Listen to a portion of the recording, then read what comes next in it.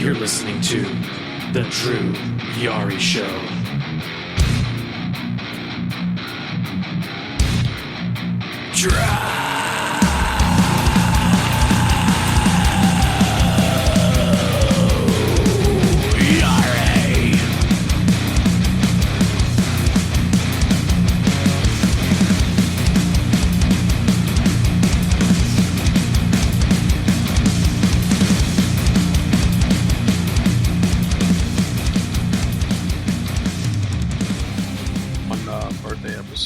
To appease me, but other than that, it's not a wrestling podcast, so it's trying to capture like a whole new audience. Now I haven't been on this show since I launched that new show, but I did shut a lot of naysayers' mouths, I noticed, because they thought, this guy's not going to do anything. And then out of the blue, I dropped that show in the end of April, and just as you know, Drew, the internet just went crazy. Like Twitter was never the same that day. You broke the internet, as the kids would say. I did. I broke the internet. People were like, holy shit, he's actually doing something. So, it was always it was always in the works. I just wanted to do something when I felt like doing it. Like, it was just like everyone was telling me, when last year the show I used to be on split, was it September, I think, or something like that? Yeah. You got to get right back in there. I'm like, no, I don't. I don't have to get right back in there. Maybe other people do. I don't want to. I'm just going to kind of be a professional guest on other people's shows, which is what I did. Play the field a little bit, see what was going on. Also with COVID, I didn't know what was going to be the case. But I was always planning to get back into mainstream podcasting by, spring, and that's what I did. So. To me, it was on schedule. I was targeted around April-ish, and it ended up being the last week of April. So to me, I was like right in the wheelhouse.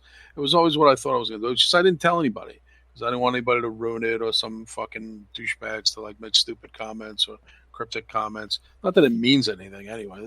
No one cares. But I just wanted to focus on that and just let people think, okay, I'm not doing anything. And meanwhile, all along, we were planning it since February. So. Right, and again, and not to kiss ass, I mean it's a great show, and I think it's an amazing show. Have you heard it? Have you heard it? No, actually, I haven't. I'm just going by. I'm just playing. I haven't actually listened to the show. I'm just going by review. No, I'm playing. I don't think anybody's listening. I don't know if anyone heard it. But... No, dude, I listened to the show, and episode. I never miss it. Cool. Obviously, it's a new tandem with you and Baseball Chickie, and you seem happier. You seem happier that you're doing a show that's non-wrestling related, that's, on your terms, and just talking about the shit you want to talk about. It's I was talking about this with somebody, and I was saying, when I started the Patreon, the idea behind it was, I don't really want to talk about wrestling because at this point, talking about wrestling seems like a chore. Yeah. And again, we can talk about the things we like, the crosses, Bronson Reeds, blah, blah, blah. But it's just like, when you're on a show where you're talking about the things you actually want to talk about, it's a lot more fun and it's a lot more fluid. And the conversation goes by a lot quicker. I think, I would be foolish to not admit that wrestling talk is really what is my calling and what is I'm most known for, and when I do something wrestling related is when I get the most listens, or most of my followers say if I just announce wrestling and I never am going to cover it again, I probably lose 75% of my followers on Twitter and Facebook, because that's what people want to hear, and I still love doing wrestling, and I'm planning on doing a new wrestling show down the road in the mainstream, maybe for Rational Rage Network, but maybe under an even bigger flag, because I'm at the point now where I think, and it's not it's nothing to do with because Lord knows I have to sit back and listen to everyone talk about what they deserve. Well, what do I deserve? After 18 years of doing this, I'm one of the most longevity lifer type guys there are when it comes to my jobs, my friendships, podcasts I've been on, jobs I've been in, clubs I've been in. I'm a foundation builder. I mean, it's just look at the track record. I'm a long-termer, and that should garner some respect. So as I sit back and listen to all this nonsensical, I work hard, My father worked hard too. Guess what? So did your dad. So did a lot of other people. They actually had kids.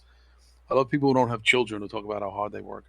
Like what do you fucking do? There's people who have 6 kids and work 3 jobs. How hard do they work? But I just killed an ant. But I can't stand that shit. It's like, everybody works hard. Everybody deserves happiness and well-being. But yeah, I mean, so if I do something in the wrestling mainstream, I'm gonna really go for it. Whether it's under a bigger platform or a bigger flag. Because I already paid my dues in the wrestling podcast industry. I'm one of the OGs, and I don't care if other people don't admit that. Jason Solo Monster says it, so all I need is his endorsement. I don't need anybody else's, because everybody knows what's up. Got mine. So, yeah, no, but I'm saying from a guy who was there with us in that beginning stages of wrestling podcasts, even if other people have select amnesia and don't admit other people were forerunners too, that doesn't mean shit. It's what's factual and what people know. I mean, it's like, if you go back and say, okay, I've been listening since 2004, on Hotlines. Well, that's a pretty long time, wouldn't you say? What year is it? 2021? Yes. So again, so for as far as wrestling podcasts go, I've been there, done that, paid my dues. I'm as knowledgeable as anybody in wrestling podcasting, and don't have to look up things online to tell you about it. I lived it. I went to NWA matches. I went to Florida Championship Wrestling matches. If there was a master's degree, I would have 3 of them in wrestling. But when it comes to other stuff, like what I'm doing now with Chicky, with that, it's a building process. It's a foundation building process, one brick at a time. And I told Chicky the same thing, despite her, very mega popularity on social media. It's not for podcasting. So for podcasting, she's a rookie. It's new to her, and it's again, paying dues, and I totally believe in that. Absolutely, it's when it's something that's new, and you're in a new venture, you have to start from not necessarily the bottom, but you start and you build from there. So I mean, we're getting pretty good numbers now for a brand new podcast, where a guy who's known for wrestling is not talking about wrestling, and a girl who's known as like a person on Twitter who posts stuff, and gets this attention for certain posts and pictures and stuff she does. But as far as podcasting, has no props yet. The numbers are pretty good. So, I mean, but I don't mind building that up. Wrestling is different because I feel like I've built something up with that name already. And I'm just like in the club business. Like I'll go to a new club, but I have 2,000 shows under my belt for working in clubs. So of course I'm going to get a job, but I have to build that up. It's like a new tag team. You know what I mean? It's like you put, Ricky Morton in a new team. You're like, are you really questioning that he's a good tag team specialist? No, but it's a new tag. It's not Rock and Roll Express, so it's something different. And you got to, now build that new team. Will it be as good as the original team? Usually it's not. It usually never is. An Act 2 is never really as big as Act 1. But you could certainly continue the act. You know what I mean? So, I mean, I'm having fun with it. And me and Chicky are friends in real life, so which is good and bad at times, to be honest with you. That could be good and could be bad because we know each other, like, really well, like, personally. And, again, I'm kind of the lead guy on this. It's a different story for me now. I'm in a different position than I was in my old show. I'm the lead guy, which I don't mind being. I should be at this point. I mean, my God, 18 years between hotlines and podcasts. Since 2003, but I like kind of mentoring as best I can. You know what I mean? And I can't mentor. I'm not a production guy, as you know, but I'm certainly I could be a content guy and I could be a creative, kind of humorous guy. You know what I mean? Yeah. Yeah, like you, kind of going back to the wrestling portion of the topic. You are literally a walking, almost like a walking encyclopedia when it comes to wrestling, because like you said, you don't need to look it up and just go, oh, what happened? No, you were there. You literally saw it. You were literally in front, in the front row, or not. Well, maybe not in the front row, but no, not in the front row, but you saw some of this shit going on. You were committed. You would have your dad drive you down to Florida to watch this shit. Grandfather. And it's just like dare I say, I'm not trying to say this to like blow you or anything, but like I think you know more than most people. I think you even know more than Brian Last. Dare I say, I think you maybe might know as much as Jim Cornette. I'd probably say Cornette and me could probably have great conversations. I mean, again, it's everyone I listen to, everyone's got pretty good knowledge. I mean, Mish has good knowledge. Joey, Anthony, my brother, I would know what my brother knows because my brother learned from me, John. I mean, that's, a given. John learned from me. But so he has good knowledge. So my brother John would know who guys like Scott McGee and Wendell Coley and Al Perez and Ron Ritchie are because he knows it from me because I watched it. And, he'll sit and watch it with me too, whether it's Florida wrestling. And then there's like, there's certain podcasters, I think, who stop and start at certain points of what they want to know about wrestling.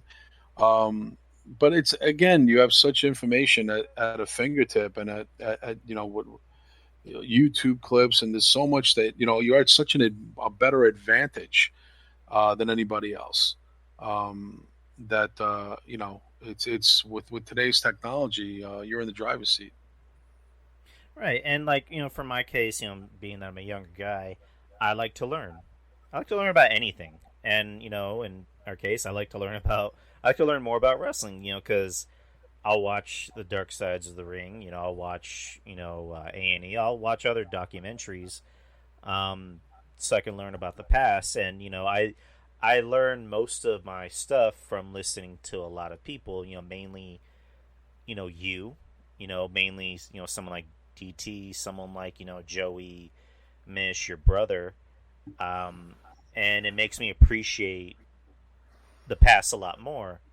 Not that I don't appreciate the present, I appreciate the past a lot more because it paved the way for the present for a lot of these guys to do what they do, kind of like podcasters like you who paid their dues and paved the way for a guy like me.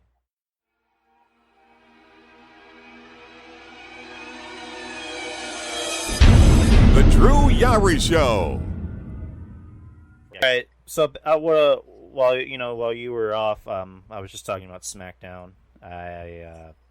What did you think about the Hell in a Cell match? With Mysterio and Reigns? Yep. I thought it was okay. I mean, I was kind of watching SmackDown, like half-ass watching it because I was going back and forth between that and watching the Chyna documentary that I didn't get to finish watching last night. Mm-hmm.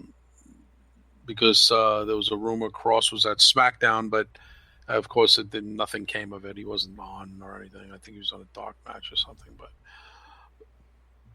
SmackDown was kind of uneventful to me. It was like, it was all to do about nothing. And I guess they tried to air this match for ratings, but is Rey Mysterio equal ratings? When has Rey Mysterio been a draw in the last 15 years? So I didn't even understand. I guess they're just trying to get this match off the card of what's Sunday. Mm-hmm. But I thought it was okay. I mean, wrestling is so mundane at this point. I mean, I don't even know. We were talking before about why we talk about other subjects. But God bless wrestling fans because they hang in there and they want to hear wrestling. But I thought it was okay. Predictable. Rey Mysterio's near 50 years old. He's in the latter part of his career. They gave him a gift of the tag team belts with his son as a gift for thanks for your loyalty over the years. Here's a belt for your son. And there was no chance he was going to do anything but tap out to Reigns. So when it's so predetermined of the outcome, I don't even really get the big to do about watching it. There's a big difference in a possibility of a belt changing hands and no possibility of a belt change hands. There was zero chance of Rey Mysterio winning this match. So that's where it kind of takes it out. It takes it out for me. Like, just takes it out of the equation for me of interest. I watch it because I want to, not necessarily I have to, but Mysterio has no chance. So I don't, even for a ratings thing, wouldn't they do something that's, going to prove to be maybe an outcome that people don't expect? It went exactly the way that you would expect it to go, and I don't know if that's a big surprise. Is that really a surprise when it goes exactly where it's supposed to go? Total dominance by Reigns. Mysterio is destroyed. Yeah, I mean, I think I'm not sure why they took the match off with the pay-per-view. I guess we'll find out why. But I think it's because it was a shit match, and I think that that the way they even resolved it within themselves was taking a look at the bigger picture, and saying we could put this on. What was the NBA Finals is still going. I don't follow basketball. Playoffs. But, this playoffs, whatever, and I haven't watched basketball since 1978. And we might as well put something on that people will look at as like this nice little gift we're giving them. And meanwhile, like I said, as a seasoned wrestling fan, I look at that as a squash. It's like it didn't even really belong on the pay-per-view. Rey Mysterio was not box office. He hasn't been box office in 15 years. He doesn't mean anything. And get rid of him tomorrow means absolutely nothing. Save $400,000 a year. Just get rid of him. So again, he's cannon fodder for Roman Reigns. It's only to pad Roman Reigns' resume of dominance, which is fine for me. It was fine. But again, that should have never been on the pay-per-view. I think just last minute they said, let's make AEW made this big announcement this week in New York and stuff. We got to do something, show the fans that way we care, or we're giving them something, a little something. We got to get some headline here. That's how they got a headline. Oh, the match that you were going to see on pay-per-view, we're going to give it to you for free on Friday. But again, to the seasoned or even jaded wrestling fans like myself, I'm like, you're not giving us anything. It's a squash. It's a total squash. Right. Even Maurice knows that. Yeah, Maurice knows. He knows pretty much everything. The match kind of went the way it should have. Roman giving Ray a little bit too much offense, which I thought was interesting. But in the end, it was pretty much a squash. Roman power bombing Ray against the cage, which I thought was pretty cool. And Jay coming out, not Jay, Jimmy coming out, no Jay, which it's obvious they're going to join up. So there's really no doubt in my mind. Other than that, SmackDown was okay. But, I was just saying, I hate Bianca Belair as a face. She needs to be a heel. I mean, I think they need to go the route of Becky and, have her drop the title to somebody like a hot baby face, and then she just goes heel. And that's the best way to get her over. Bayley is just it's kind of sad to see where Bayley is at this point because, a year ago she was probably the best woman in the company, in my opinion. Right. But now it's just I don't know what the fuck they're doing with her. But yeah, what do you think? Same thing. I think Bianca is better as a heel, but she's cute. She's very smiley. She's very friendly. She's a good-looking woman. Athlete. Natural athlete, not all roided up like Chyna. Was injected with growth hormone. She's a clean athlete and someone the kids can look up to, and very nice and poised and family oriented and married and to another WWE superstar. So she checks all the boxes. But the only problem is that she was very well established as a heel in NXT, and that was when she was at her best. And I think eventually Bianca Belair might suffer from the fans booing the babyface thing. When they get back to live crowds, I don't think people are going to dig her as a baby. Right now they do because they're not sick of her yet. But if she goes on to go past SummerSlam and go to Survivor Series in Brooklyn at Barclay, I have a feeling she's going to get booed. Oh, yeah. As a babyface. I think she will get booed. It's not a black-white thing. It's not a nationality, race thing. It's a I know the fucking fans thing. So again, her title reign has been uneventful. But that's not really her fault. I mean, nothing is anybody's fault except the bookers. But Bayley, I'm not sure what Bayley's role is anymore. I mean, Bayley had that long title reign of dominance. I think she's not going to be able to beat Bianca. I don't know who beats Bianca down the road. I really don't really know. I mean, except for maybe a returning Becky Lynch. Even though everyone's like, no, Becky will be on Raw. I'm like, no, Becky will probably be on SmackDown because Seth's on SmackDown now, and husband and wife stay together. So I could see Becky coming back to challenge Bianca Belair at some point. Maybe sooner than later. Maybe we'll see a surprise on Sunday. Well, good segue. Becky Lynch has been seen at the Performance Center getting ready for a comeback, and If she's going to come back, I don't think it's going to be this Sunday. If she's going to come back, it's going to be in front of fans. Because I know, which is coming in July. Yeah. Right, it's going to be on July 16th, which is actually the day before my birthday, and it's going to be in Houston, I believe, and it's going to be the first show with fans back on the road. So that's going to be big. Thanks. And then, that weekend, the pay-per-view Money in the Bank is going to be in Fort Worth. So, July is going to be big for wrestling.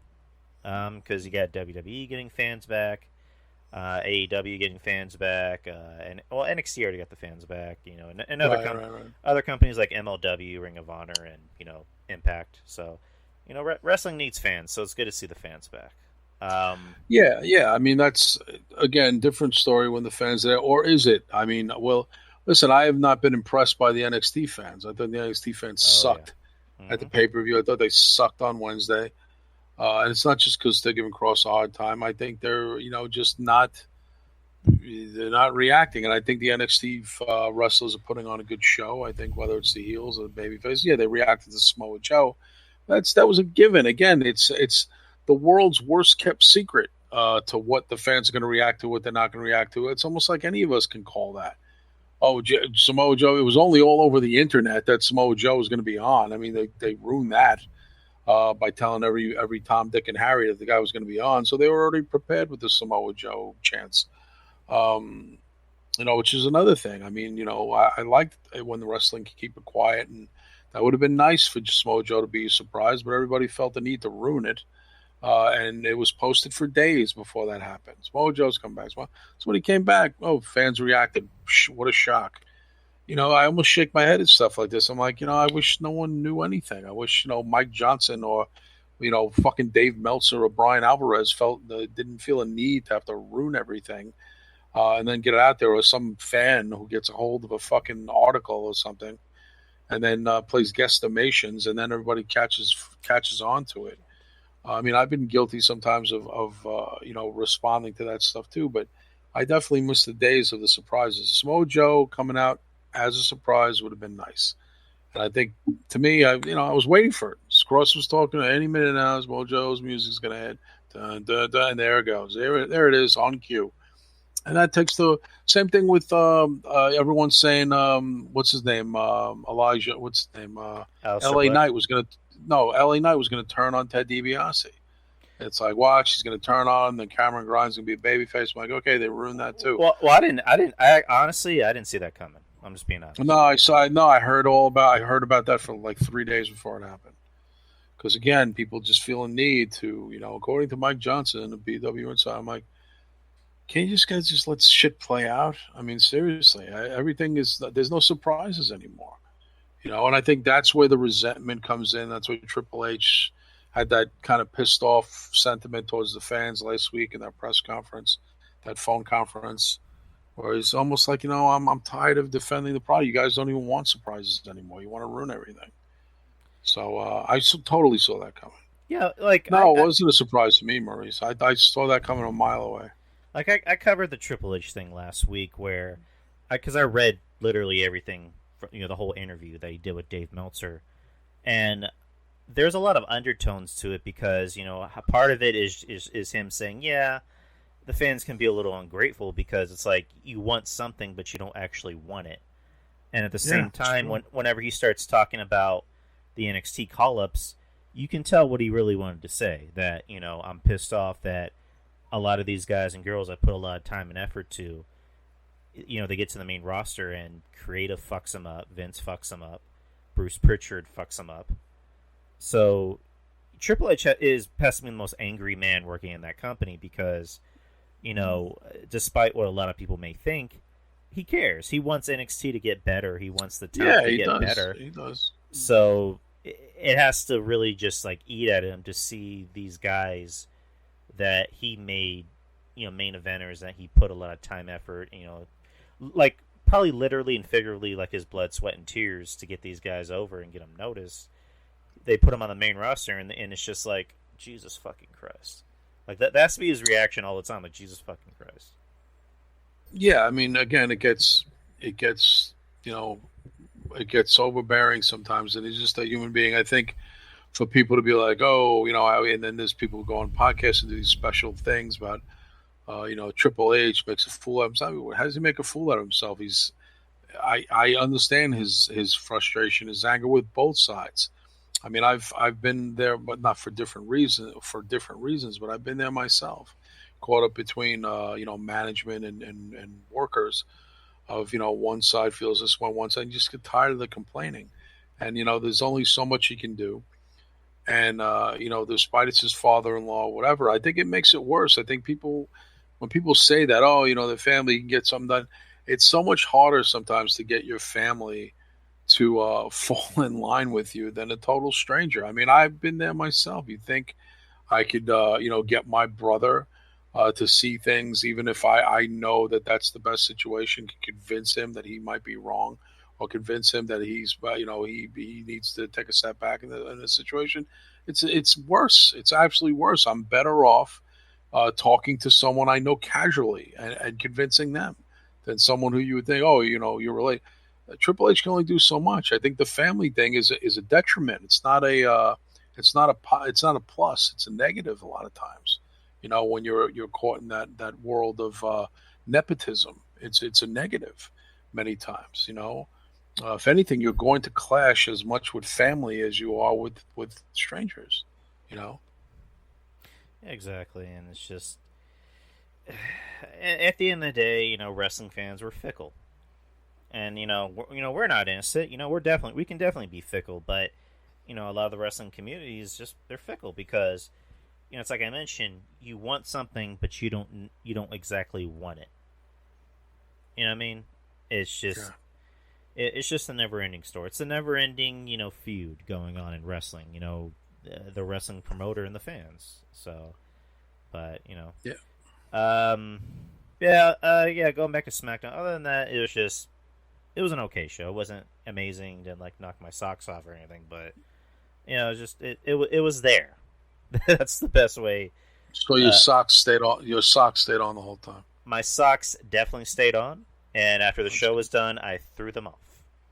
Excellent. There you go. What else? Cody Rhodes and Brandy had their baby today. The first ever mixed white and African American child, according to Cody Rhodes.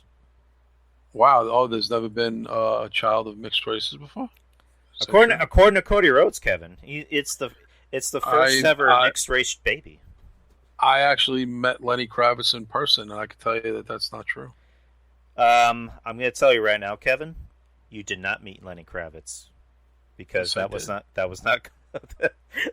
Cody Rhodes. You're right. You're right. He wasn't called Lenny Kravitz then. He was called Romeo Blue. Oh my God! I like Lenny Kravitz. Yeah, he wasn't Lenny Kravitz then. So, I guess off topic, because going into music. So, Lenny Kravitz wasn't Lenny Kravitz. You said he was what? Romeo Blue. Romeo Blue is his stage name before he was called Lenny Kravitz, which is his real name. He was Romeo Blue in 1984-85 when I seen him when he was dating, just starting to date Lisa Bonet from the Cosby Show. Cosby Show was filmed around the corner from my high school. So we saw him all the time in the street because they were friends with people who went to my school. They're in my age group, but only a couple of years older. Like Lenny Kravitz is like 56, 57. I'm 53. It's about 4 years older than me. Was he cool? Yeah, he was cool. I mean, he wasn't a celebrity then. Lisa Bonet was a celebrity. He was just her weirdo boyfriend who was wearing a wool hat in the middle of the summer. That's what I noticed most. Like guys wearing like a ski hat in fucking August. But he seemed cool. And again, years later, when we saw whatever his first album was that came out. I can't remember what it was when he really first hit big. I think it was maybe Let Love Rule, which I think maybe was like 1990. But I got out of school in 87. I mean, but they were boyfriend and girlfriend in 84, 85. They got married a couple of years later. And, of course, their kid is now a star, Zoe Kravitz. It's got to be 30 at least now. She's Catwoman. She's going to be Catwoman, dude. Oh, is she going to be Catwoman? Yeah, in the next Batman movie, she's going to play Catwoman. Yeah, she's got to be in her early 30s because they had a kid pretty quick after they got married. 32. So she's okay. Yeah, I'm right. So yeah, I'm in the wheelhouse. Yeah. So it's like, can you imagine her? She won the genetic lottery. Her mom is Lisa Bonet. Her dad's Lenny Kravitz. Her stepdad is Jason Momoa. It's like Jesus. Yeah. It's that's a lot of times that's how that goes in like these Hollywood. And her, Lenny's mother was Roxy Roker, who was on the Jeffersons for like 10 years. His mom was a main character on the Jeffersons. She played Helen, the neighbor who was married to a white guy. And ironically, Lenny and Lisa Bonet's parents were half black, half white too. So talk about just TV life portraying real life, them becoming real life. So that's interesting. Yeah, Roxy Roker. She was on the Jeffersons for about 10, 11 seasons maybe. So, yeah. Yeah, but I think Zoe Kravitz, she can't do any worse than Halle Berry did. So, well, I mean, Halle Berry sucked as Catwoman. Yeah. That wasn't really a Catwoman movie. I mean, because it had nothing to do with DC or Batman or Gotham for that matter. It was just, was it the villain was Sharon Stone, and like the plot was that she was making and the plot was that she was making bad face cream that turns people old. Yeah, I didn't remember what the plot was. I mean, again, at the time, Halle Berry was an it girl, and you wanted to see her in the Catwoman costume. Thought Michelle Pfeiffer did a good job 25 years ago playing Catwoman. But Zoe Kravitz, I think, will do fine. I think she'll do a good job. I was going to say Michelle Pfeiffer. She can still whip. She can still do her Catwoman whip. Oh, can she? Yeah, because she put it on Instagram because she had her whip, from Catwoman. Or from playing Catwoman, and she can still whip it. Whip it good. Whip it good. Yeah, because whenever she was not auditioning, but whenever she was, I guess, learning how to whip, and the first, not the first Batman, but the second Batman, there's actually a video of her I guess practicing on these like dummy heads. And she got every one of them on the first try, and everybody, like the cast and crew, was like giving her a standing ovation. That's pretty cool. So she's still active. She still keeps herself in good shape, and and she obviously looks good. She looks great. Oh, that's cool. Yeah, no. I'm not that big of a superhero. I'll watch them, like right. Captain America, but I'm not that big. Like my brothers are into it. I'm not as into it as they are. Right. That's I'm more of a horror movie guy. I'm even since I got the Roku, I told you, which is the best thing that ever happened to me next to like my ex-girlfriend, was getting Roku. Right. You and me are in that wheelhouse. I love horror. I mean, besides superhero movies, I love horror. Just recently, the most recent horror movies that come out are dominating the box office. So, for horror guys like us, that's pretty cool. Yeah, I mean, I love watching a good horror film. Obviously, I'll put them over, I'll plug them, and even though the podcast I'm on now, Castle and Chicky, is mostly retro and pop culture and stuff like that, it's not really modern, but we'll talk about like modern stuff that we saw. And I had told Chicky Carolyn, my co-host, let's incorporate some of that into, because I know, again, we were talking about before, I don't want to be putting like stuck in a box of, do different things, and and you kind of take the temperature of your listening audience and what they want to hear you talk about. Any rules for podcasts just don't work. Like even now, like you can kind of jump around a little bit.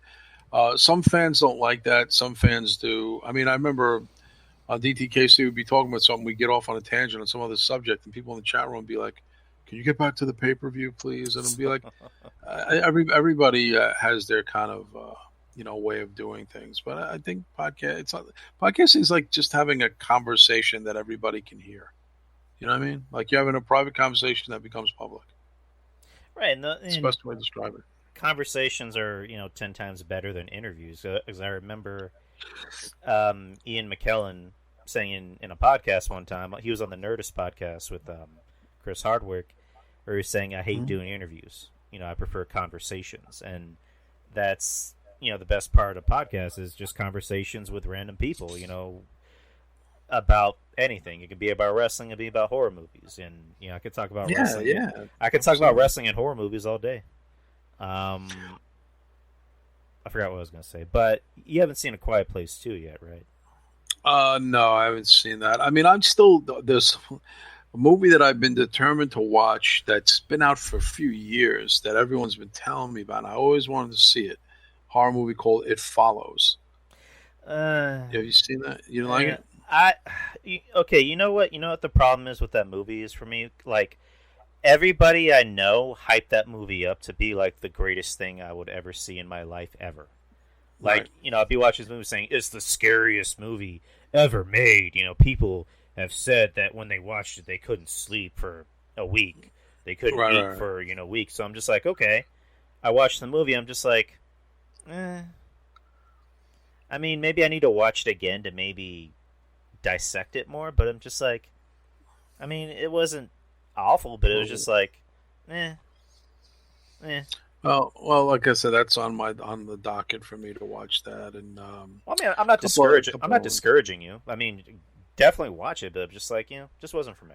Well, no, I mean, just like people try to discourage me from watching The Strangers Pray at Night, and I thought it was great. I love The Strangers Pray at Night. I thought it was fantastic. Actually, I thought it was, and it was very short running time. It didn't drag on. It was actually very good. I liked it. Haven't seen that. I like Island Guy saying he enjoyed It Follows. I actually enjoyed. I love the first Strangers. My girlfriend hated it. Oh, I loved it. I thought it was. I argue with Trez. I thought our friendship was going to be over the differences on that movie. So I don't know if I can be friends with that girl anymore. Breaking news. Breaking news. What's breaking news? Breaking news. The breakup of Kevin Trez. That almost happened last night because of fucking dopey Ben posted something that actually I think Trez was actually legitimately mad about, but which was weird because I've never had that in my profile anyway, which was the KNT thing. You can only have like 60 characters in your description of your Twitter, so I can't fit everything in there, and I have to put links for stuff, and I'm in a mainstream show now. I'm not putting a Patreon link for a limited audience on, take up all my space on my Twitter, which is important to plug my mainstream show. I'm on a new show I have to put over. So it's like, and then Ben's like, oh, you don't have Canty. I'm like, why would you say that? Like, I'm legitimately angry about that, and I actually took up for Ben on last year when DT blocked him off the birthday show. But yeah, I mean, I'll get over it, but I just was like, why would you say that? And I think Trez is like legitimately upset about that, which is ridiculous because I never had it posted there in the first place.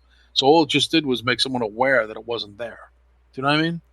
So yeah, I was just like shaking my head. Like, I actually cringed when he brought that up. I was just like, ooh. Yeah, like, why would you say that? So it's like, I just, again, wrestling fans sometimes, this is exactly why, Carolyn did not want to be associated with the wrestling fans at all. From baseball to it wants nothing to do with them. So it's just like, okay. It just says because they just tend to have foot and mouth disease or post and mouth disease. So yeah, I think that actually caused a little bit of a problem. And that was totally unnecessary. Yeah, I'm trying to be funny. At least make sure you're being funny. I know. I know. It's just like, and I say this because I'm friends with both of you two. I mean, I hope you guys don't stay mad at each other over that. There's nothing to be mad about. I'm doing something that I have to do for a job. Right. There's nothing to be mad about. Patreon is a private server for a limited audience. I have to promote my mainstream thing that goes out to a mass amount of people. Right. I'm not going to be successful. So someone that should be supported. It shouldn't be frowned upon. But also someone shouldn't bring it up, right. To say something like that. And I don't even know why that comment was even read out loud on the show. So again, just a couple of flubs by everybody on last night's show, which is unfortunate. But and I manned that ship, so on me next time I won't even acknowledge something like that. But yeah, I mean that's going to go down in history as foot and mouth. Yeah, I've been trying. I've tried to be really good about foot and mouth because there have been times where I just, I can't really think of a good example, but like I'll see something, I'm like, maybe I should bring this up to somebody, and I do, and then it just it makes things worse. So now it becomes a thing of like, I look at something and I go, does this seem like something that should benefit me, or that could benefit me, or maybe I should just shut the fuck up. And nine times out of 10, I just go, maybe I should just shut the fuck up and let this play out, because I don't want this. Because I don't want to be involved in something that has nothing to do with me unless I'm actually involved in it. So, well, I think sometimes people get too comfortable in thinking they could say anything they want to. A good example of that is someone on my Twitter who claims to be like a fan of mine for like 15 years or whatever. Oh, go back to 2007. All right, all well and good. But every time this particular guy, and I wound up blocking him just because I just had enough after a while. Because after, I forgive you once, I forgive you twice, 3 times, almost like 3 strikes, you're out. And this guy must have had 5, 6 strikes. And after me and DT split or whatever, he's one of those guys like, oh, I took your side. I'm like, I didn't ask anybody to take my side. I don't need anybody to take my side. What side? It's not north and south. I mean, what side?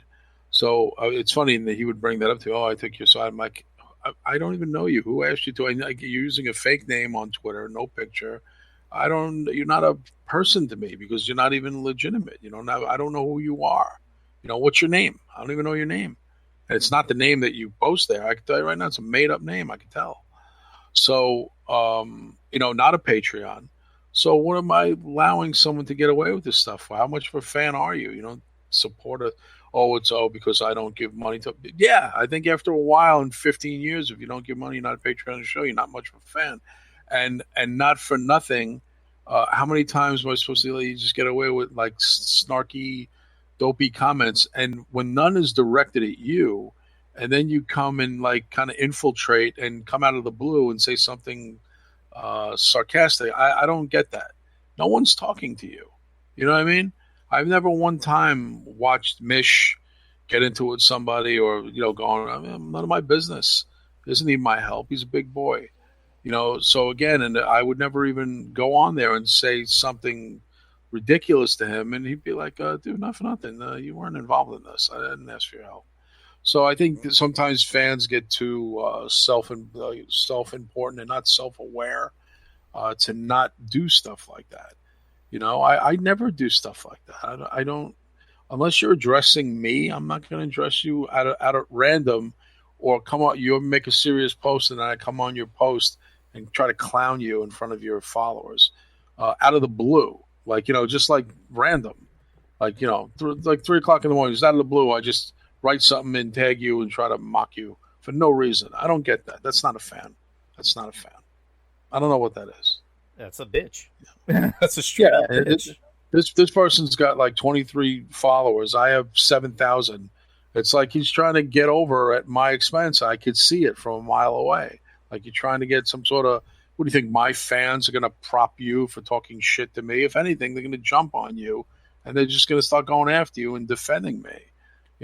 So it's funny. It was like this particular guy, like I said, no names mentioned, but I let this guy had gotten away with 10 things at least, and I just let it go. So I don't like blocking people unless I really have to. And just yesterday, I was done.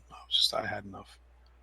I mean, you're a better man than me. I just block them straight up. Like most people do. Yeah, most people do. Yeah, with me, I have kind of a low tolerance for that shit. It's like if you come on my Twitter and you just want to start trouble, it's just like bye. Or if you just want to annoy the fucking shit out of me, then bye. You don't get a right, exactly, right, exactly, yeah, right, exactly. And then the first person who says free country and right to speak, oh, suck a dick with your free country bullshit. Go join the military and defend this country if you're so about the fucking First Amendment and the rights to freedom of speech. Go show me a picture of you in a military uniform that you're fighting for those rights overseas and stuff, that you're doing something. Show for that. Don't give me that right to bullshit. I can't stand that.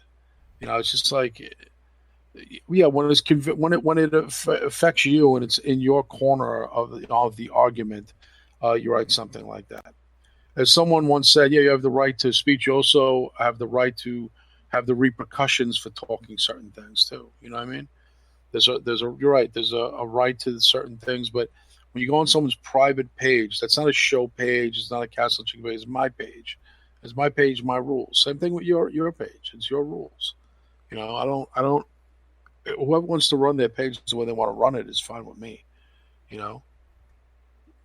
Maurice is saying something about he's close to a military base. I don't know if that's one of his base station. I don't know. Maybe he's just talking about being in the military. But no, me and Trez are fine. But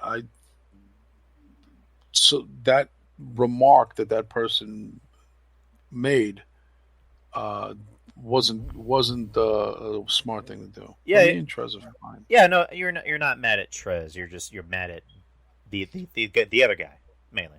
Yeah. I'm not mad. It's a stupid thing to do. It's just a dumb thing to do. I don't. To me, if that's like if you're on the show with your girlfriend, and I say, "Hey Drew, are you in love with this girlfriend as much as you are with that one you told me about that you used to go out with?" You would have been like, "Dude, why would you say something like that in front of my girlfriend?" Right? Like right. You'd be like, "Whoa, dude, ha ha ha! Oh, that's not funny. Everybody didn't think that was funny."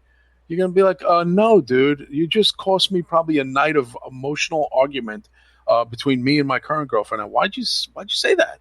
Oh, I thought it was funny. Use your fucking head. Why would somebody want to hear about another person who they don't work with, who works with someone you work with in a new project, something that's getting more attention, something that's like the shiny new car? Why would you make the other person feel bad about that they're not part of in that shiny new car along with you? They don't need to be reminded of that. It's like sight unseen. But if someone brings it up, it's like, oh, Kev, do you like Carolyn better than you like Trez? Why would you say something like that? You know what I mean? That's a stupid thing to say. What because you thought it would be funny? That's not funny. You know what I mean? Again, that's like me going in front of your wife and saying, hey, do you like this wife as much as you told me you're in love with your ex-girlfriend? You'd look at me like with daggers in your eyes. Go, dude, what the fuck did you say that for? Oh, it's not a haha. That's not funny. Let me do it to you. Let me do it to you and see if it's funny. I know what's appropriate when I joke with you, and I joke around a lot with you, Drew. But do you ever hear me bring up your girlfriend or bring up someone you work with or bring up your job? No. Your trash talk is mainly directed to me and not to you, right? I don't bring other people into it, exactly. And it's not malicious. You're not malicious to me. It's no, and I don't think like I don't think my chops. Right. And I don't think what was done last night was malicious. I think that it was ill conceived, and it actually did cause a problem, in my opinion. I think it's might not be a problem on the surface now, but it'll probably be a problem down the road. And it was totally unnecessary. And if I had the power to edit out a part of that show, if I had it like that, because I can't call, unlike my new show, I could do whatever the fuck I want because I'm the head of the show. On that show, once that shit's in the can, I can't go back and fucking edit out. I would edit that 5 minutes of cringe out of that show from last night. Because again, stuff like that to me, Patreon or whatever, $2 donation, $5 donation, $10. I don't care. You could pay $100 a month. To me, my dignity or my friendships with certain people is worth more than that. Do you understand what I'm saying? Exactly. There was no amount that you get. And I think that was a bad narrative spread by other people where at the beginning, you pay this, do whatever you want, come in, you can fuck the host in the ass, whatever you want to do for $5. No, you can't. And I'm glad that Mish said the same thing, that no, that's not what goes on here. And $2, $5, $10, $100, $1 million, there's rules and there's a way to conduct yourself. And if you can't, you can see your way out. We'll live another day without certain people not being a Patreon. Not a big deal. It's not our main income. No one lives and dies by these things. And again, my friendships with people and my integrity with certain people is worth more than a Patreon donation. You know what I mean? Yeah, at the end of the day, it's about appreciating the people that have always taken care of you. Steve Austin once said, "Take care of the people that take care of you." Absolutely, But again,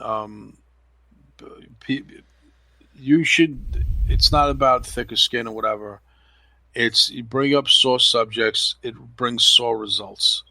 You know what I mean? That's why I don't bring up my relationships with my brothers or certain things, because there's nothing can be gained by anybody knowing. Because unless you have you're a psychologist or something, and you can help resolve these problems. You're a Dr. Drew, or you have a degree in dealing with people in counseling or whatever. There's nothing that some random fan can say to get people either back on track. I know a lot of fans can actually cause a lot further discourse and a lot further disharmony, but I'd like to see the ones who actually try to fix situations and not make them worse than what they are already. So I paid my $5. I can't say something stupid to the host. No, you can't. No, I'm telling you that you can't. I don't care if someone else told you could. You know what? Then say it to them. Don't say it to me. Say it to them then, and see how long you last. By the way, when you do that. I just don't get the concept behind the whole. I'm going to pay money to be a dick. Exactly. I don't get that at all. And again, me and Mish had a conversation about this, and I'm glad that, I always knew Mish is one of the most sensible people in podcasting, which is like, because sometimes I have a needle in a haystack finding a sensible person in podcasting. But he's definitely, on the same point. People know too much about people. When did this become this? That people have to know, what are we going to give people our social security numbers next?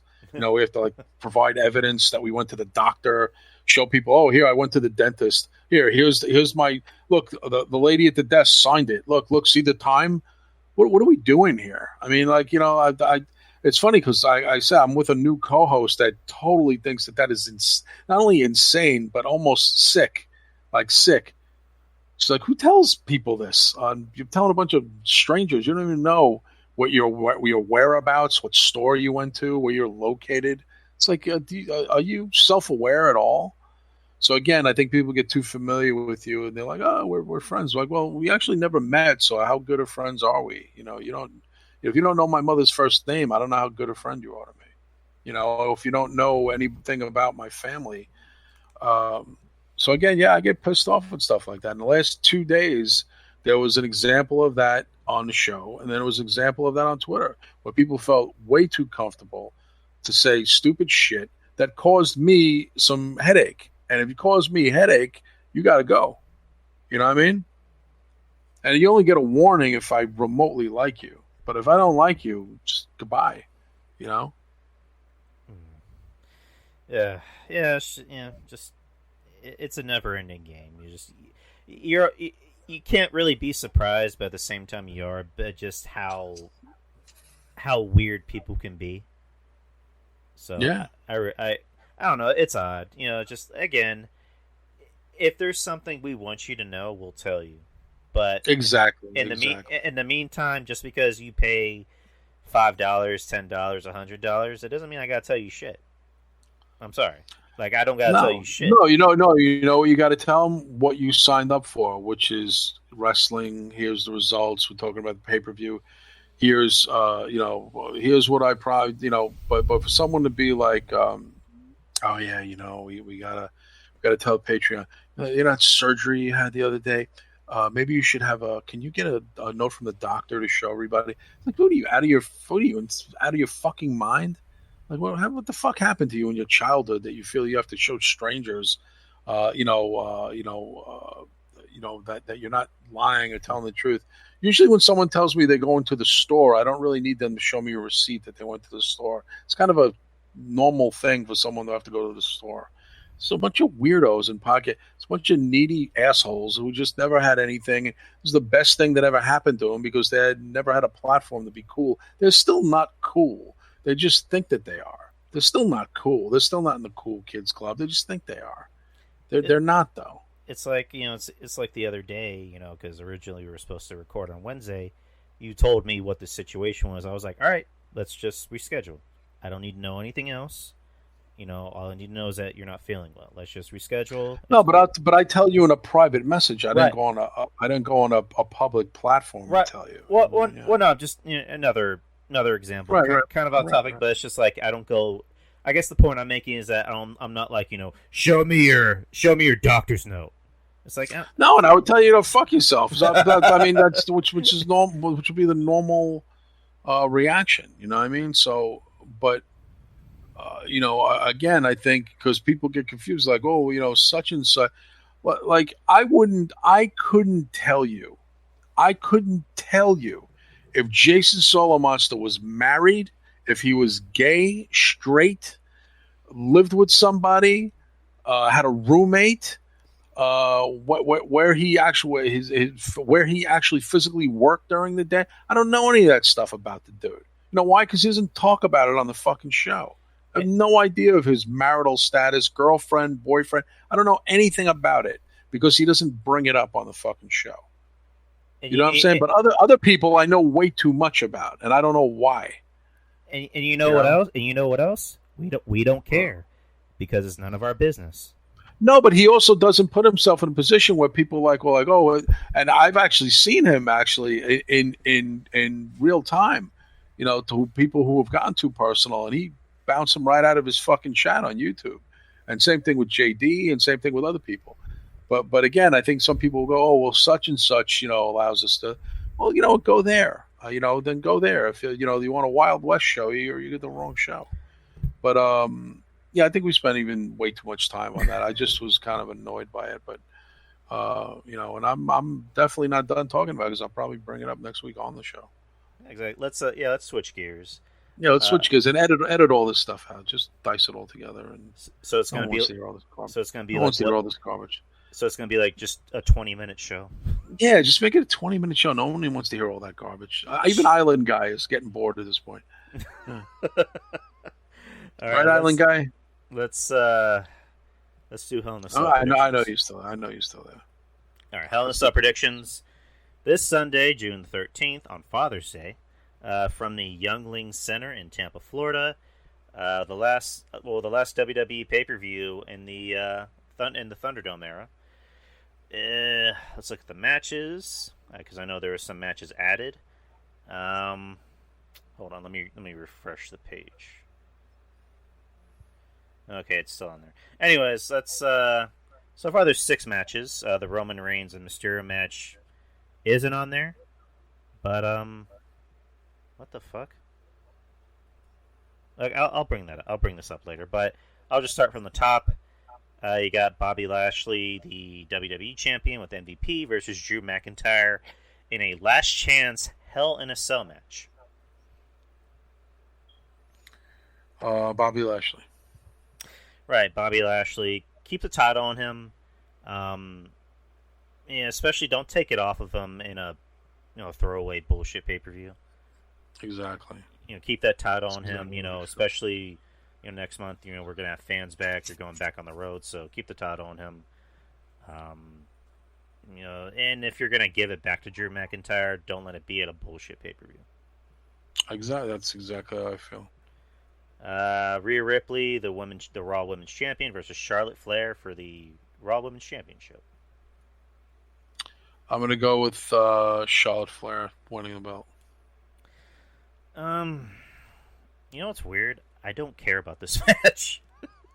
I don't care about this pay-per-view, but I'll watch it because I always watch WWE related stuff. So, well, I mean, I am too, but it's just this match is just like on paper, it should be good.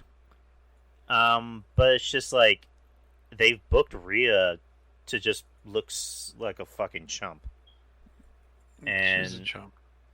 Charlotte is Charlotte. There's people that love Charlotte, and there's people that hate Charlotte, and then now there's people that probably don't care about Charlotte anymore. But I don't know. I'll probably go with you, Charlotte Flair. Okay.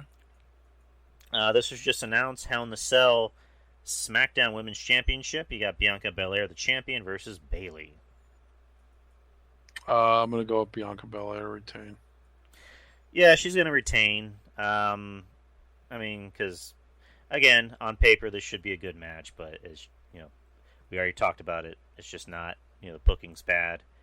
Hopefully, Becky comes in at like SummerSlam and takes the title back, or takes the title away from Bianca. I'm sorry.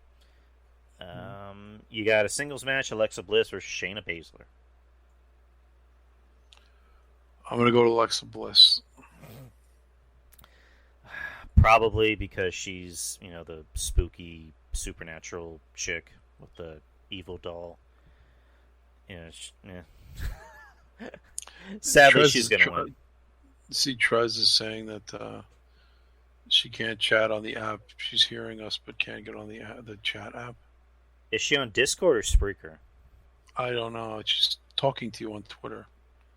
Yeah, because she told me, where's the live? I was like, you're on my Discord channel. Yeah, tell her to go to Discord. That's what I just told her. I said, you're literally on my Discord channel. She just wrote something new to you, so. Hold on. How come we can't chat on the app? I'm hearing you guys. Because she's not on Discord. Hold on, I'm just gonna tell her. I don't see her in the chat. Yeah, she's been on here before. Like I just told her to get on Discord. Yeah, Alexa's gonna win, unfortunately. Another match was announced: Kevin Owens versus Sami Zayn, singles match. I'll go with Sami Zayn. Yeah, same. Because he needs to win more than Owens does. I have a feeling this might be like a trio of matches, and Kevin already had his match at Mania, so Sami needs to get his heat back. So going with Sami. I agree. And I wouldn't mind this feud going a little longer than 3 matches because I love these two, and I like Sami as a heel. And I'm a Kevin Owens fan, so yeah, Sami. Next match, another match that was announced: Cesaro versus Seth Rollins, singles match. Cesaro. Yeah, Cesaro. Seth doesn't really gain anything by winning or losing, so Cesaro needs to win more. And all right, somebody needs to explain this to me because I didn't hear about this. I'm just looking at it now. It says Roman Reigns is defending the Universal title against Dominic. Really? That's interesting. Island guy, Maurice, help me out. When was this announced? Is that true? I mean, I'm looking. I didn't hear anything. Roman Reigns is not going to be on the card now because he wrestled tonight. I don't know. Because I assumed that he wasn't going to be on the card at all because, like you mentioned, the match with him and Ray. It's like, yeah, this probably shouldn't be on the pay-per-view because it's a squash. But Roman Reigns defending the title against Dominic, like, unless that was like announced after the show, because I watched the end of the show that didn't announce that. Weird. But I don't know. Hypothetically, Reigns obviously, but yeah. That's Hell in a Cell. Kind of a meh pay-per-view, but we're still gonna watch it. Other than that, yeah, I'm not that big on this pay-per-view at all. I mean, listen, I enjoy watching WWE stuff. I mean, you'd have to, promise me a blowjob and a grand for me to even consider watching AEW. But WWE thing, I watch. I don't miss any WWE pay-per-views. So even though I don't do a pay-per-view recap per se, but I'm definitely going to check it out. But it looks like a real shit card, Hell in a Cell. It's probably the weakest ass card. I don't like most of the people on the show. Yeah, it's kind of gonna be what it was because with every good pay-per-view we need the middle of the road pay-per-view. So, and we're getting ready to bring fans back, and I see Trez. She's online now. So, okay, what's up, Trez? Well, she's not in the chat just yet, but I'm seeing that she's online. But yeah, I mean, we're getting ready to have fans back. And I'm on the same boat with you. I can't get through an AEW show anymore. The ratings have gotten worse since they temporarily moved to Friday. Trez says I was online. What's up, Trez? Yeah, I can't get through Raw anymore, and she was trying to chat on Spreaker. Yeah, I mean, I'm on Spreaker too, but yeah, you don't want to be on the Spreaker chat. It's horrible. Yeah, why not Discord audio so it's one app? What? Why not Discord audio so it's one app? Well, I mean, I just cover my bases, Trez. You know, just in case, you know, people actually want to listen to it that aren't in Discord. But that shit is a problem. But, you know, whatever. Yeah, AEW is just, and I've said it before, you know, there's people I like on there, but even when there's people I like, they have to make them look like buffoons. Yeah, I can't. Again, I talked about it a little bit last night. People offered for me to go, and I'm just like, it's wasting your money, wasting your time. I don't want to go. I would never make anybody buy something for me, you know, $40, $50 ticket that I don't want to be there. I mean, that's ridiculous. I mean, save your money. Donate to my fucking cat fund. I'd rather buy cat food and feed my cats than go to sit at something I don't want to be at. You know, so yeah, seriously. I mean, if you got $50 burning a hole in your pocket that you want to buy a ticket for somebody, use that money and, you know, donate it to your local cat shelter or something. Seriously, you know. I think just people will get a kick out of me going because I don't want to be there. So they're willing to actually pay for me to not want to be there. Isn't that weird, though? That's kind of weird to me, you know?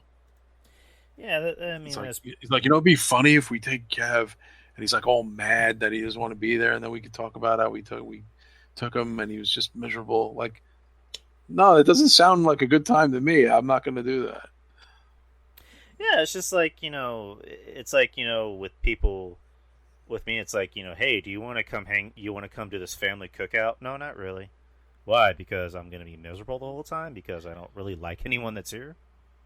Well, that I'd rather go to a cookout. I mean, but I just thought it was funny. It was like I never got offers to go to WWE events, like, ever. And then when the AEW thing was announced, like, my inbox was just flooded. I even thought I was being, like, spammed or something, because I'm like, why am I getting all these messages, like, in a row? Like, I remember I within a half hour of it being announced, I had 11 to 13 inbox messages on Twitter, which in 30 minutes is like, you know, who gets that? So I'm like, oh, what is someone spamming me or sending, you know, bullshit things to me? It was like all these people was like, hey, Kev, going to be in the New York area. I have this crazy idea. You want to go? I know you don't like AEW, but check this out. I'm willing to pay for you. And it was like almost like people all talk to each other before they hit me up. You know what I mean? I don't know. Like, the first thing on their mind was to see if I would go, because it's in, I guess. And listen, I live in the neighborhood. It's no secret. I live in Queens. I live 10 minutes from that arena. Yes, that's all true. I could literally walk there. But I think that played into people thinking of me, and, you know, always seeing how much I shit on AEW, and they thought, wouldn't it be funny if we get him to go? So, but I thought it was funny that, you know, I never was invited to a wrestling event so it with such vigor and like enthusiasm than an AEW, which is a fed I don't even like. So, like, if you had the opportunity to go ahead. Well, I wish people would offer to take me to WrestleMania, you know what I mean, or something I'd want to go to, but, you know, AEW, my God. So, if you had the opportunity to go to Survivor Series at Barclay, would you go? Yeah, that I'd probably go. Yeah, if I could, if I had an opportunity to go, yeah. I mean, it depends. Like, right now, I can't go anywhere. And also, I don't like making plans to go anywhere when I'm fucking still not working. I'm still broke as fuck. So, you know, I'm not working for another month and a half, so I'm not looking to do any outings. It's taking me a long time to get back to where I need to get financially and on track. I haven't worked my regular job in a year and a half. I'm lucky I made it this far. I mean, it's not even really luck has anything to do with it. A lot of fucking you know, praying and finagling to get to where I need to be. And that's why I almost feel like the next 6 weeks is going to be like, oh my God, can I even make it another 6 weeks? So yeah, I mean, to me, I'm not thinking about outings and stuff. I just want to go back to work. Right. So, you know, that's, you know, people can't understand that, then they don't understand me. It's like, oh, but that's in September. I'm like, guys, I'm so behind the eight ball right now that I'm looking for as much work as I can get when I go back to work. I'm not thinking about vacation. That shit's done. The rest of my year has to be working, making income. I can't, I got responsibilities. I can't, I'm a 53-year-old man. I'm not 25 and live at home. So again, to me, I can't think about going to wrestling events this year. So even if Survivor Series at Barclay would have to be almost a freebie, or Cross can get me in, that would be the only way I could go. There's no way I'm not going to have the money. I'm going to be playing catch up for the next year and a half after what COVID just did to me. You know what I mean? I might as well have had the illness, with all I went through. I might as well have gotten sick. No, dude, I totally get you. I mean,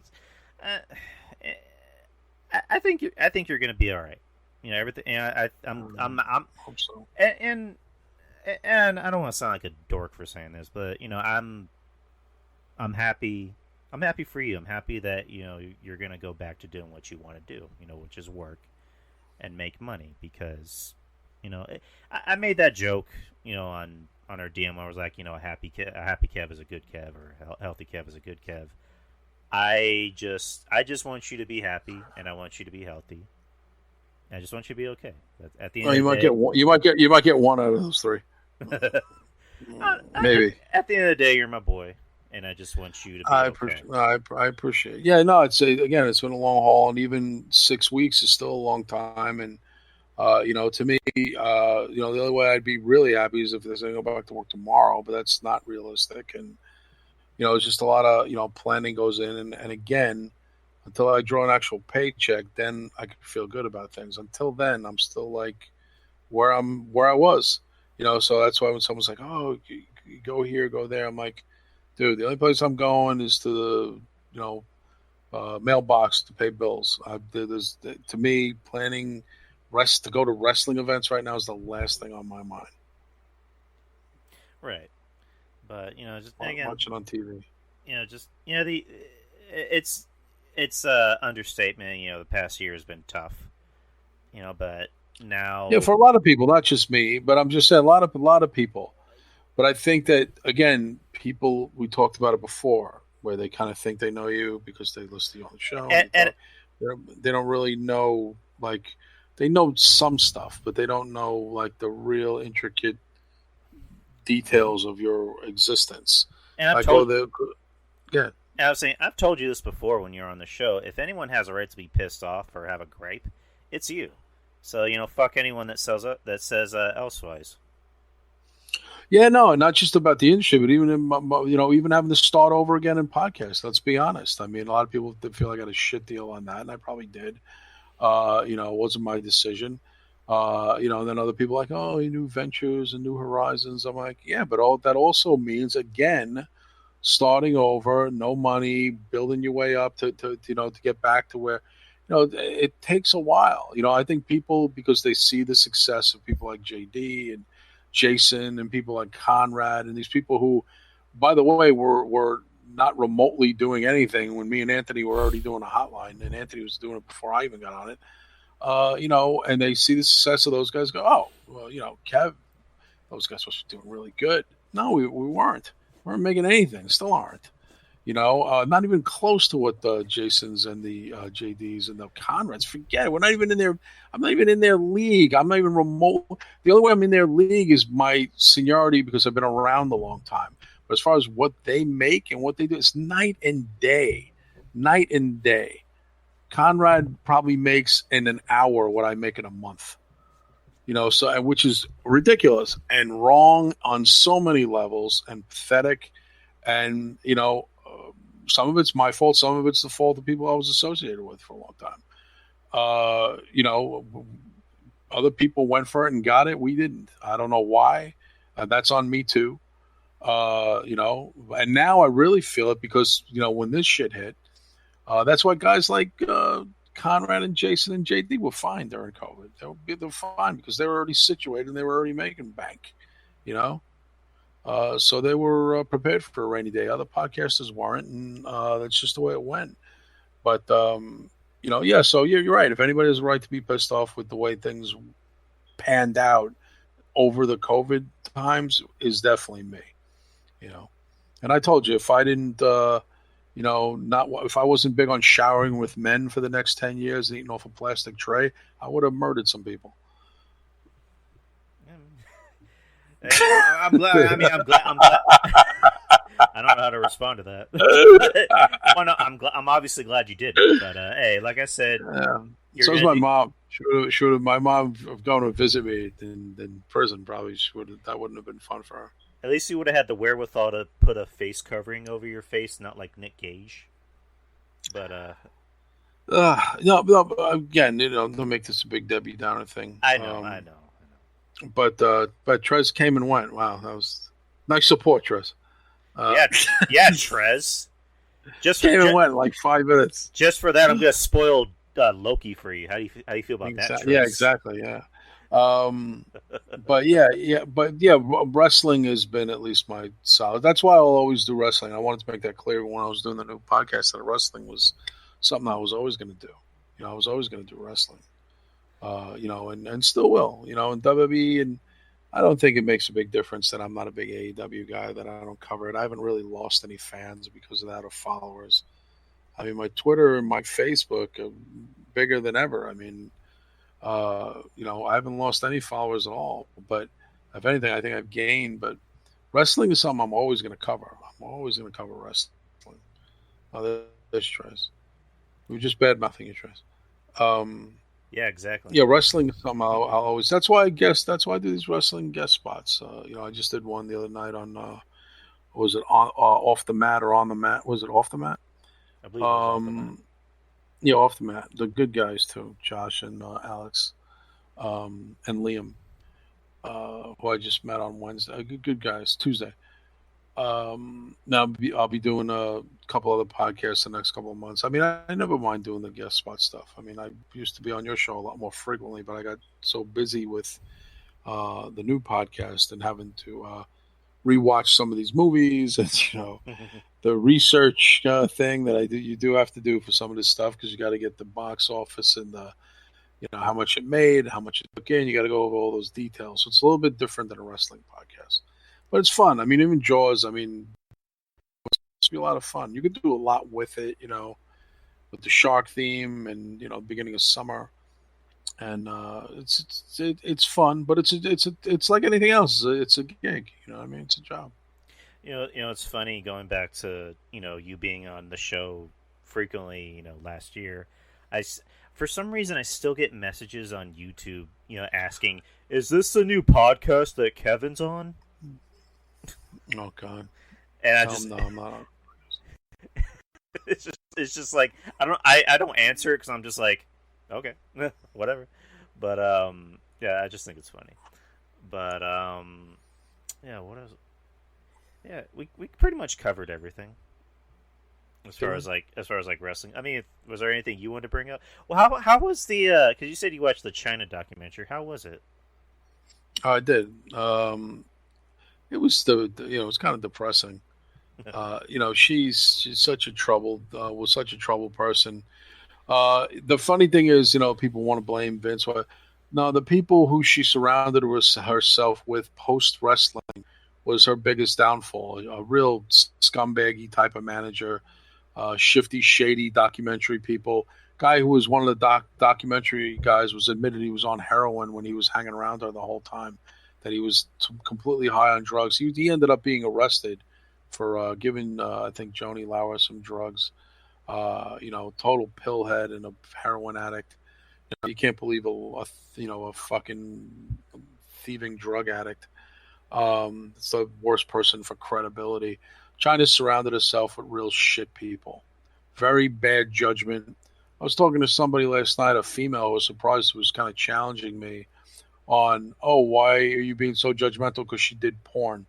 And I said, are you for real with coming at me, with saying that? And listen, she didn't come at me hard or anything. She just said, I said, as a woman, porn and all this stuff, and everyone thinks it's so great.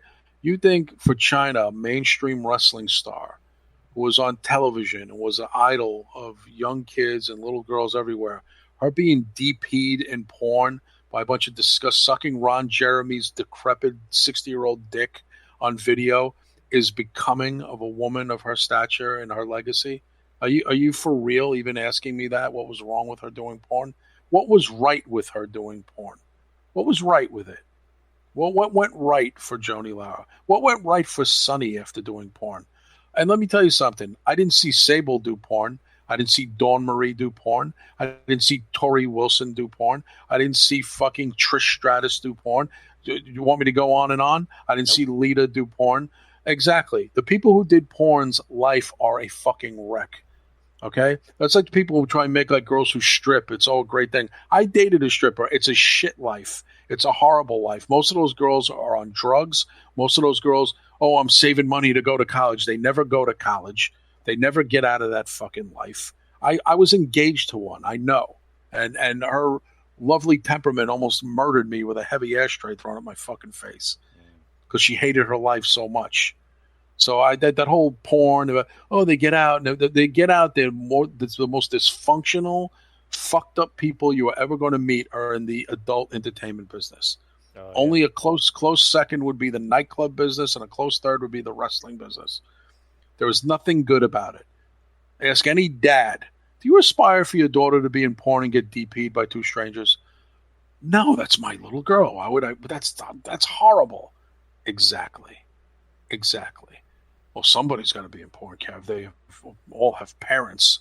Most of them are from broken homes. Most of them are not from happy homes. Most of them have daddy issues up the wazoo. And most male porn actors wind up committing suicide, killing themselves, or you never hear from them again. They disappear into the abyss. Look at Ron Jeremy. Think he's having a good time? He's going to jail for the rest of his life. You know what I'm saying? Guys like John Doe killed himself. There's no primrose path for any of these people. And I think anybody saying, well, Joni, she shouldn't be condemned for making porn. She made porn because she was talked into it, because when you're on heroin and you're on fucking drugs and methamphetamine, you don't make rational decisions. And she definitely resented and regretted it. If you watch the documentary, she even went to a Mormon church to try and get solace for doing stuff like that on video that she knew she could never live down. And she was glad she didn't have children who can see that their mom did something like that. She was totally embarrassed by it in the end. And you watch. I mean, as I'm watching, that's why I couldn't even watch those porns, because it was almost painful. It's like, oh, this is like watching a dancing bear. You know what I mean? It's like watching a bear that they took out of the forest, and he's like, they got a muzzle on him, and he's like juggling, like, oh, look at this poor bear, like, he looks so miserable. Look at his sad eyes. I don't know how anybody could watch that or go up to her with the video. Can you autograph your porn pill poster for me? You're not a fan. That's not a fan. It's not a fan. It's an enabler of the biggest bullshit that you can get yourself involved with. Kev, my favorite period of your life was when you were a drug addict. That was awesome. Can you imagine like a fan saying that to you? Do you remember when you were down and out and homeless? Wasn't that awesome? That was my favorite period of your life. You would be like, what?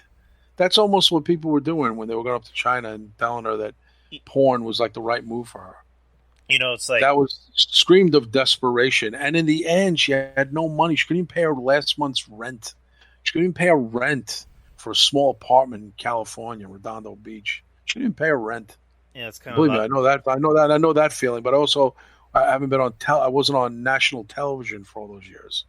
It's kind of off. It's kind of off topic when you're talking about fans saying that was the best part of your life. I remember.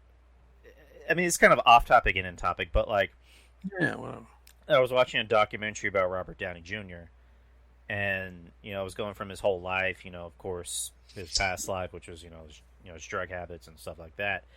There was a director who honestly tried to say that his current wife, is controlling him, and that his acting was a lot better when he was actually on drugs. Stupid! What a dumb thing to say. Yeah, like he literally said, typical stupid thing to say from someone who, thinks they know. Listen. Some people could say the same thing.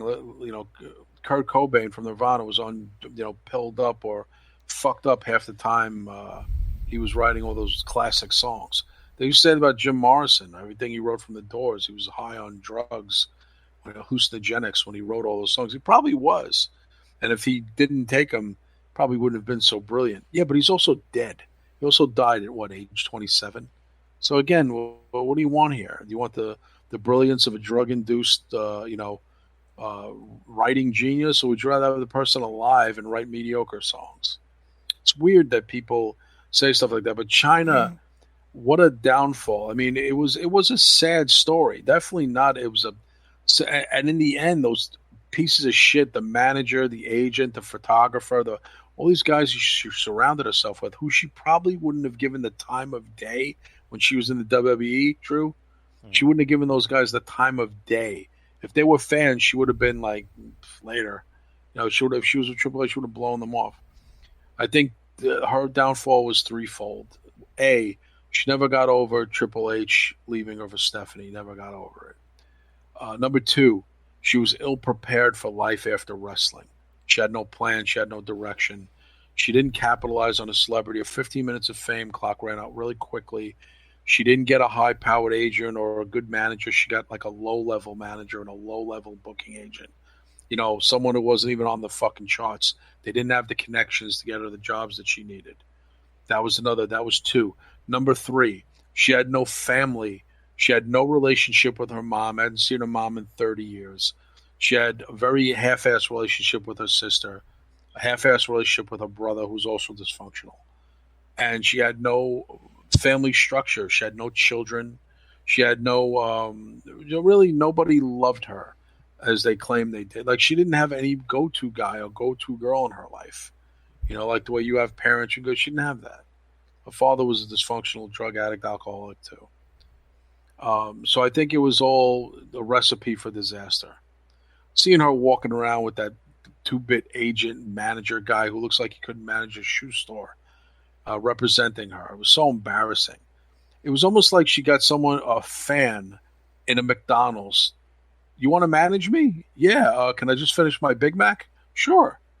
It didn't even look like a professional. It was some guy who was dressed worse than a fan, going into WWE headquarters demanding to see Vince McMahon, and they got thrown out on their ass, by the way. And it's in the documentary. Get out of here. This is Chyna. I demand. She's yesterday's news. And I don't think they did it to get it even with her. Stephanie already won Triple H. Chyna was the loser in this whole thing. It wasn't like Chyna was a threat to get Paul back from Stephanie. That was never going to happen. But I think that she was just ill-equipped for life after wrestling. Just like Sunny was ill-equipped for life after wrestling. Not only ill-equipped to what to do next, but how to cope with not being famous. But the funny thing is, Chyna was only... You do realize, Drew, by the way, Chyna was only famous for 5 years? Did you know that? Yeah, that's crazy. She was in WWF less than Ultimate Warrior was. Okay, did you know that? Yeah. So I mean, you're the expert in this. So when did she debut? 97. 97, and her run was. Oh no, I'm sorry. No, I'm sorry. Wait, no, I think it was 96. Wait, hold on a second. Hold on a second. They just showed it before. I think it was 97. Was it 97? Hold on. Let me debut, because I don't think she debuted in 96. Let me just. When did Chyna debut in the WWF? 97. 97. There you go. February 16th, 1997. All right, so it was 97. And then she 98, 99, 2000, 2001. Yeah. And then she left around 2001. So yeah, 4 years. 2001. Yeah, 4 years, less than the Ultimate Warrior. So she was kind of, not a flash in the pan, but her star fizzled out pretty quickly. And after she was out, she was already doing the porn shit with X-Pac, not even a year and a half removed from WWE. She was already acting like a fool. She was on the Surreal Life 3 years after she was released from WWE, that whole embarrassing Surreal Life debacle. I remember that. Remember that? I remember that show well. But let me ask you something. So, do you think there's ever a time, or do you think there's ever a part of Triple H that thinks about it? That thinks about, what if I never fucked her over? Or what if I never, did her like that? Yeah, but that's I don't think that's here. And plus, I don't think he was in a. I think there was a year period where they were just going through the motions of being a couple. They had to because they were on the road together. But he had already lost interest romantically with her. But he was probably saving her job. She doesn't even realize it because they were probably going to cut her loose once they were going to give him the big push and they didn't need her anymore. He probably was concerned about, this is going to suck for her. And I think they just became too uncomfortable. They didn't know what to do with her. And, but she had star power enough. If she got the right agent, the right manager, she would have easily segued into something else. Guest appearances on show. She really did some low budget shit. I couldn't even believe that she couldn't get an agent or a manager on a level. She did Playboy, was #1 seller, sold a few 100,000 copies. How the fuck did she not get, Howard Stern was like the best appearance she did. And, Howard Stern interviews Jasmine St. Clair. So, you know what I mean? Chyna was real low rent for somebody who was so high profile. And they'll say, well, she didn't know how to play the Hollywood game. Clearly everybody else did, except her. And she's so smart. She was this college graduate and supposedly, this very intelligent woman. But why was she so ill-equipped at life? It's like you said, she had bad people around her. It's actually very similar to Brittany Murphy.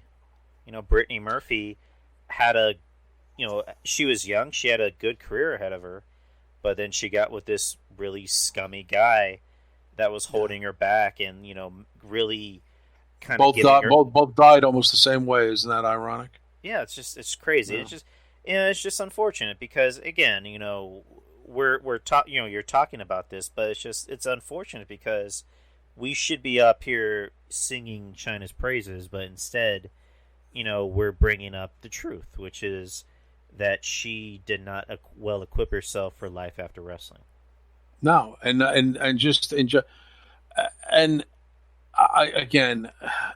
to me, I've lived 53 years.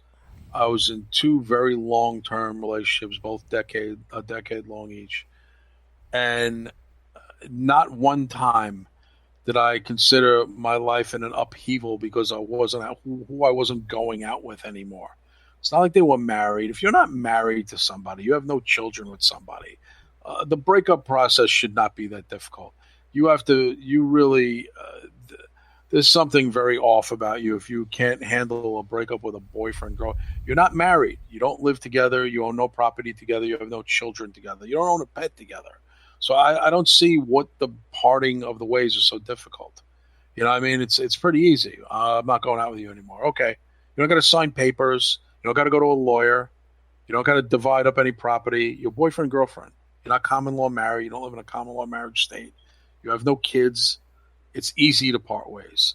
It's not easy to part ways when you build a life together. You bought a home together. You have children together. Well, the cars and the bills are both in both your names. That's when it's hard. But again, if you're just individuals and you happen to be banging, you shouldn't be so torn. She was embarrassed because she thought she was a big star, and she was embarrassed that Stephanie took her man. But he never was her man. If he was her man, they would have gotten engaged. They would have been more of a couple. And if Paul never planned to marry her, then plus she was already a celebrity herself. I don't know how true blue she was to Triple H. She claims that she was true blue to him, but she was going to all these Hollywood parties, going to all these events. Who knows what went on. But I think there was some disconnect that happened there at some point. But you can't fall apart. First of all, she was only dating Triple H for 3.5 years. I mean, come on. Give me a break. I just think that that's very bizarre that someone can't function because they're not going out with somebody anymore. When someone loses their wife or husband of 20, 30 years, I could see the fall apart process. Let's get another fucking boyfriend. What the fuck is the problem? He's so great. Seriously. And listen, obviously Triple H was meant to be with Stephanie. They have 3 kids. They're married. They're together, what now? 15 years? as opposed to Chyna and Triple H's 3-year relationship. 17. It's like night and day. 17 years. Come on. So clearly that was the destiny for Paul. You know, Chyna was a tweener. Well, Triple H is a young guy in wrestling. Well, you know, again. I mean, Trez brings up a good point. I mean, because everybody does deal with pain in their own way. You know, and you don't fall apart over it though. Let me finish real quick. Like, you bring up good points. You're not wrong. You're not 100% wrong. But it's just like everybody has their own way of dealing with pain because you know, like Chyna, like you just mentioned about Chyna. You know, in her mind, you know, Stephanie stole my man. So maybe that was kind of like a trigger because you know I remember reading Hardcore Holly's book, and he had said Chyna had changed as soon as she got that fame because before she was very, you know, sweet and humble and nice to everybody. Yeah, she started to be an asshole. Yeah, they would say they didn't talk about it in the documentary. And then when Triple H, you know, left her, it seems like that was kind of like a trigger that you know she was. No, well, I heard that she was being an asshole before that, and I think that's why he was getting turned off to her because she was getting a big head. Well, and he started to kind of, you know, not be feeling her anymore. Well, what I meant to say was that she already had this bad shit going on, even during her push, and Triple H, you know, leaving her was kind of like that trigger of like, you know, fuck this, it's not going to get better. He also didn't like the surgeries that she did to get herself to change her look.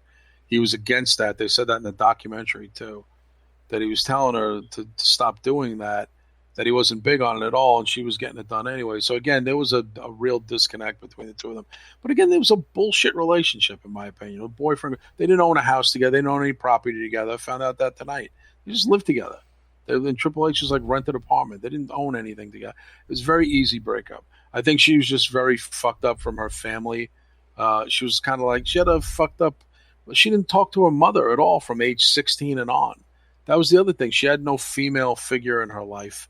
So she didn't really know who to go to when it came to like female problems because she was with her dopey brother and her father, who was another idiot. And she didn't have any women in her life to go to. So I think that was another thing. She didn't know how to be, I didn't think she knew how to be anybody's girlfriend. I didn't think she knew how to be, again, being around dysfunctional males. I don't think she knew how to be in relationships. I think that was like maybe a problem for her. But her mother was like, I haven't talked to Joni in 27 years. Then it became 30 years. They're like, she was 16, went to live with her dad. I never saw her again. And that was and the mother talks about that in the documentary. And it was funny because the mother seemed to be like, maybe she was fucked up then, but the mother seemed to be normal.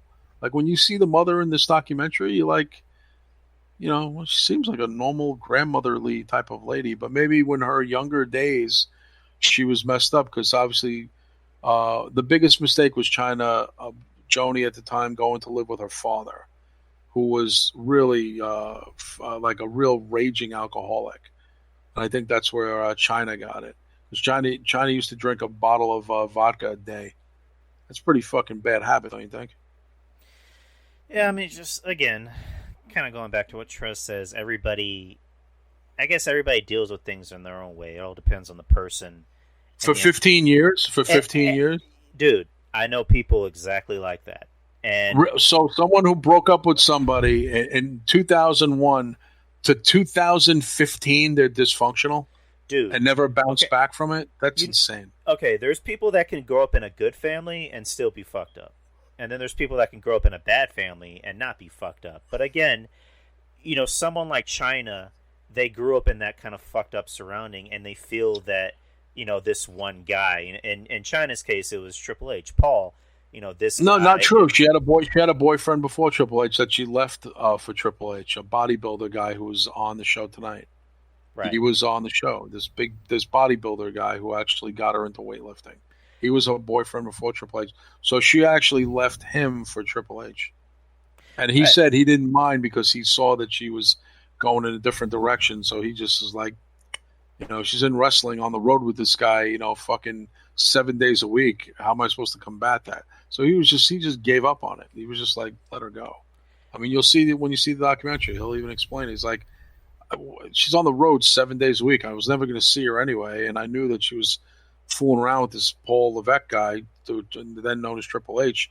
She goes, "There's nothing I can do about it." So he had the attitude that most people have: is what can I do? We broke up. She didn't seem to be upset that she broke up with him. So again, I just didn't get that whole thing. I consider non-committal boyfriend-girlfriend stuff to be nonsense. It's just dating.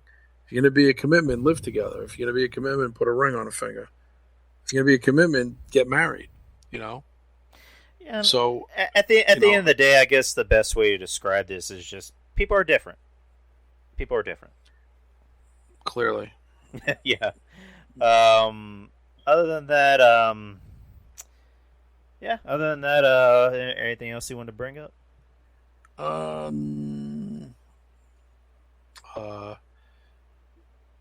Buy American car. Buy American car. Buy American. Buy American. Support America. Support America. Go ahead and plug yourself, dude. Plug myself? Plug yourself. Plug yourself into the wall so you can recharge, Kevin. What's my Twitter? Kev Z Castle on Twitter, and Kev something on Facebook.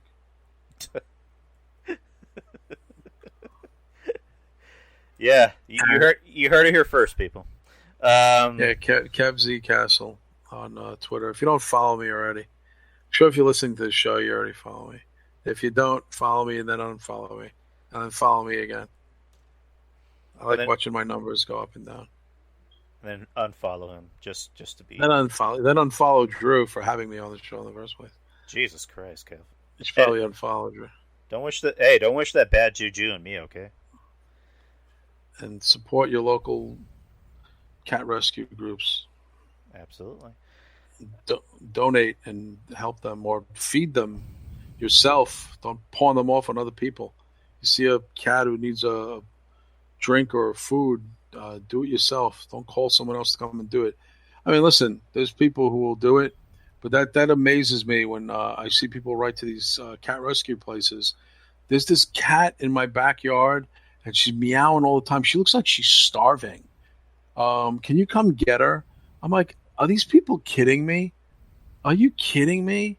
Like, and believe me, I've seen that there's been people who know that I take care of this cat colony in my neighborhood, who will like see me outside. I'll be throwing out the recyclables or something, and they'll come up to me like, you feed the cats, right? And I'm waiting for them to like complain or something, and then they'll like go, oh no, I think it's a nice thing. But I got to tell you, I have this cat. I live like over here. There's this cat like under my car in the backyard. I think it's hurt.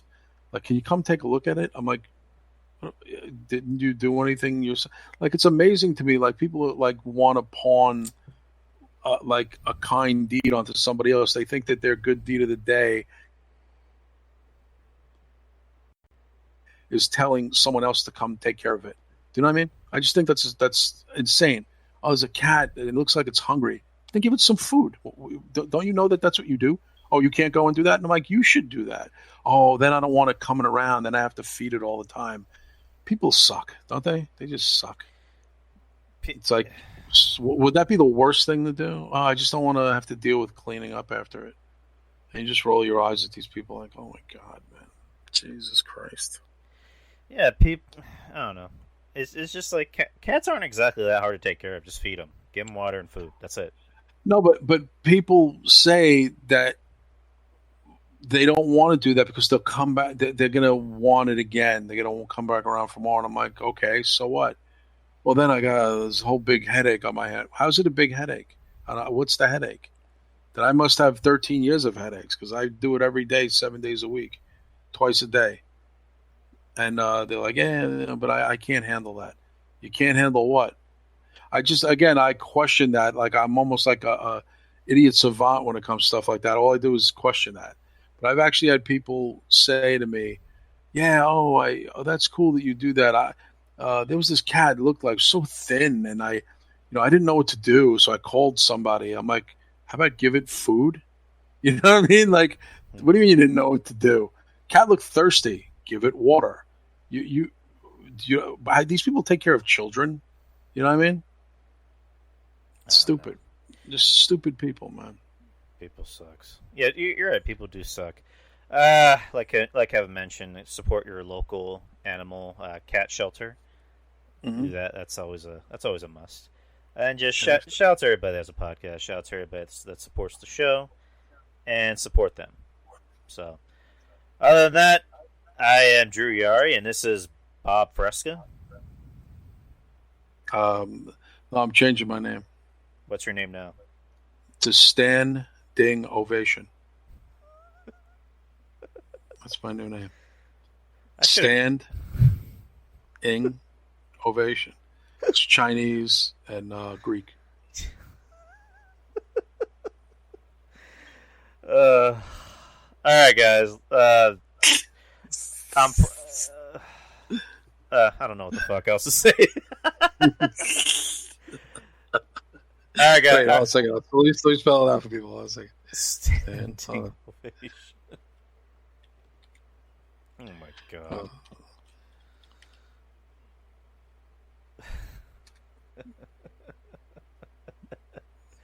Yeah, that's my new name. All right, guys. Enjoy Hell in a Cell this Sunday. I'm probably not going to do a post show, but enjoy it this Sunday because somebody has to. Anyways, guys, laters, peace. Yes.